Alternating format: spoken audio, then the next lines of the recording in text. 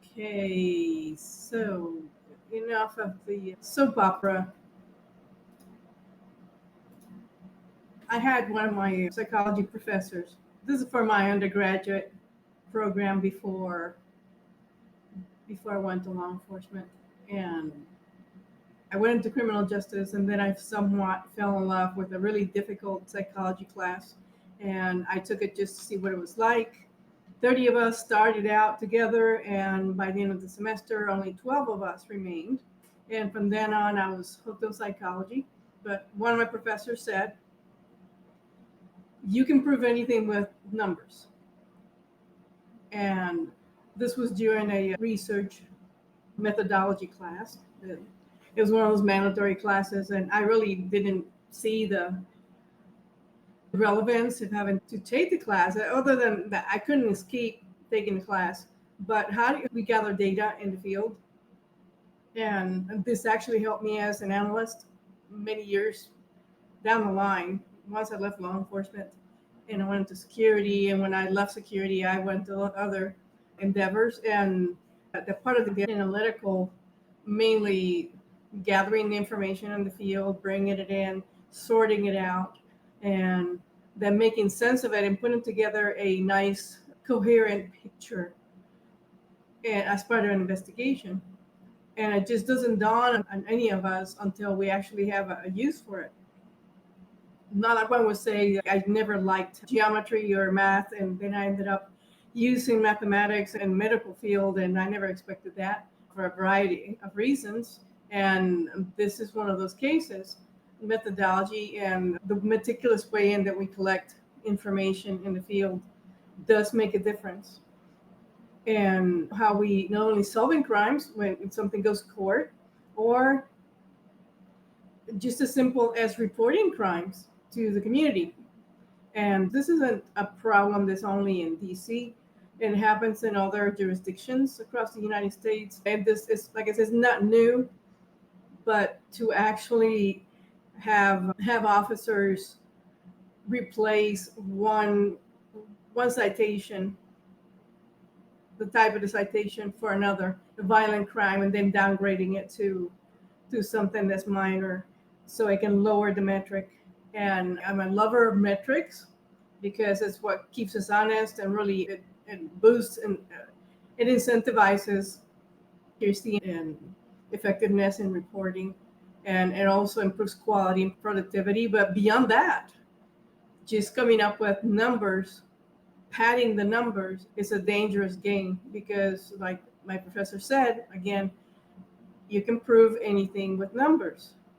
And it looks good, but if the numbers don't come with an actual history to back it up, then we run into trouble.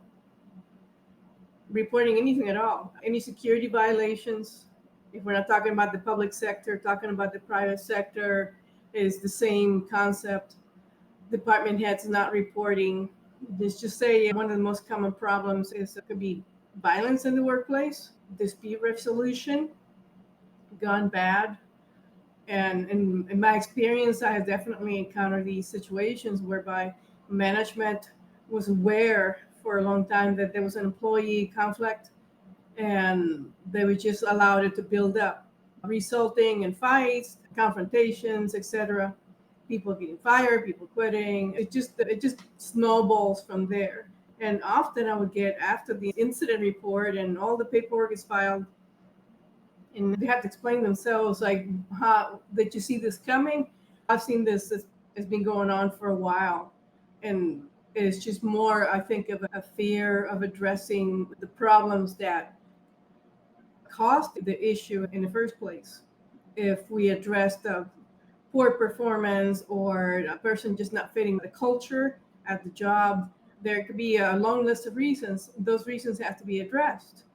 And I see that a lot, that they're just not addressed. So that same behavior is more like where mostly managers are afraid to address a problem employee. And sometimes they're not really a problem employee. They do a good job, but they may have some other relationship issues with other employees. It could be somebody else who's actually causing the trouble. And it's just, there's a lot of looking away. And this isn't new. of course. Public sector, it truly reflects what I'm saying, what goes on sometimes in the private sector. If we just downgrade this crime this one time, we're gonna have better reports. Now it goes into the political realm, which really someone working in the field should not be necessarily concerned about the repercussions of whether crime is up or down. Anyone who lives in these areas affected, they know every day that the crime rates have not dropped to such a level. I would have to say that visually, just on the face of it, the crime in DC, because this story is about DC in particular. But if you look in your own hometowns, you just search crime statistics for your area where you live, it's going to be the same thing. Whoever reports the crime data, it goes even through all the other channels, the government at the federal level. The local jurisdictions are always going to minimize the impact. This isn't new. Like I'm going to keep saying that, but actually creating fake metrics, it goes beyond what we should be doing. Addressing crimes, the reasons for crime, that there will be a long list of reasons. And lack of experienced officers, mobility, we don't have them in the right places. As a matter of logistics, and of course politics, it come into place in this case. But the faking of the metric is definitely an unacceptable standard of practice. And whatever, like I said, whatever soap opera is going on in the background, I'm totally not interested in that. It's not down 28%. There's no way, absolutely no way that crime had been down 28%, and definitely had not even been lowered to 25%. Absolutely no way. So this story is more embarrassing than it is shocking, but to the level of concealing and actually modifying a citation in the field to fit metrics, very bad way to do business. And I wanted to jump into this other story. At the federal level is the U.S. Citizen and Immigration Services. So uses fraud detection officers discovered there was a pattern of inconsistent U visa applications. Mainly these are the visas that foreign nationals can apply to if they cooperate with local law enforcement and during an investigation. And that's a very simplified way of describing it.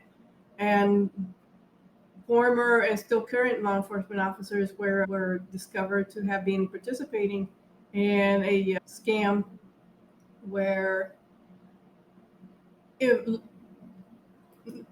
foreign national had been marked down as having been victims of crimes, but those crimes did not occur. So these are fake police reports. The fake police report will be used in turn to create a visa application for that individual and then keep them in country with a fake visa. Basically, a visa that's legit, but using a lie.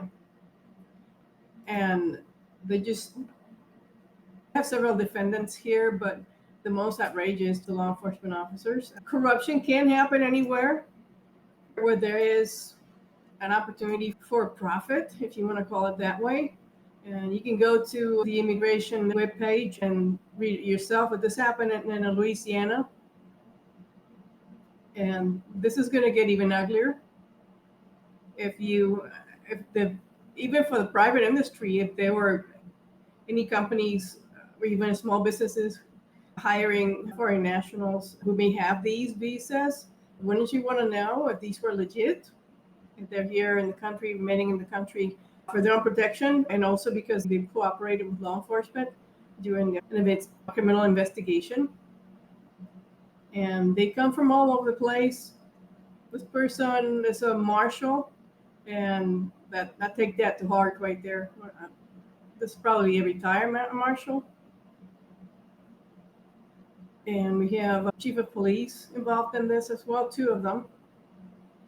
3. And I'm sure the list is going to get even longer. And I'm glad that there's a lot of enforcement going on right now.